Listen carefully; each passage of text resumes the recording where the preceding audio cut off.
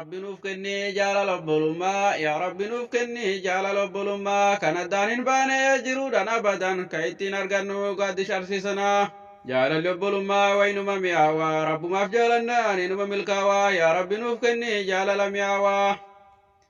قافتكو ككتا النبي الرحمن والله نبني حق والجالتني ميسني بدامو والجالتني سلام تفجاسا جدو كن كيسني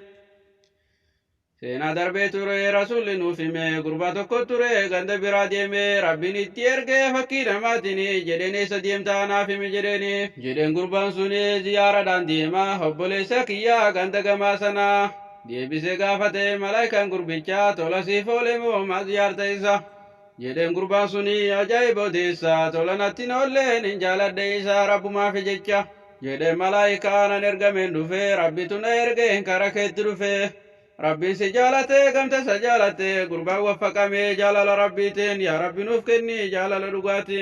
warra wal jaalatuuf qopheessa rabbiini siree nuuran taate ol kaatu isiini isiidha hawwanii hatta nabiyyooni yaa rabbi nuuf kenni jaalala akkasanii yaa mu'aazoo jedheen rasuulli rahmaanii ani sin jaaladha wallaahi dhugaanii ammoo siif hin dhaamaa salaata boodanii zikrii tana jechuun sittin ulfaatini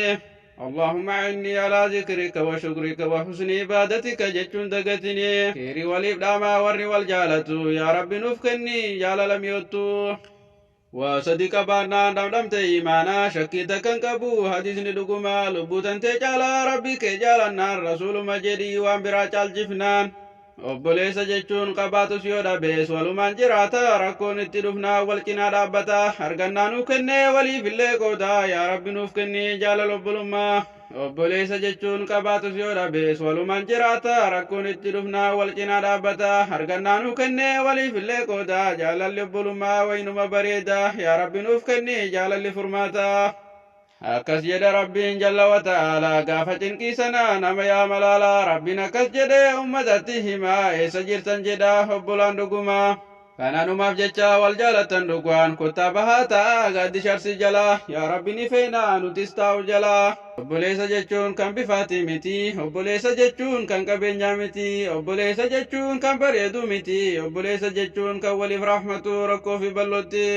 nuuf kenni yaa rabbi jaalala obbolummaa ka ittiin milkoofnu guyyaa qiyaamaa sana ka ittiin argannu gaaddisa arshii sana yaa rabbi nuuf kenni jaalala obbolummaa yaa rabbi nuuf kenni jaalala obbolummaa ka ittiin argannu gaaddisa arshii sana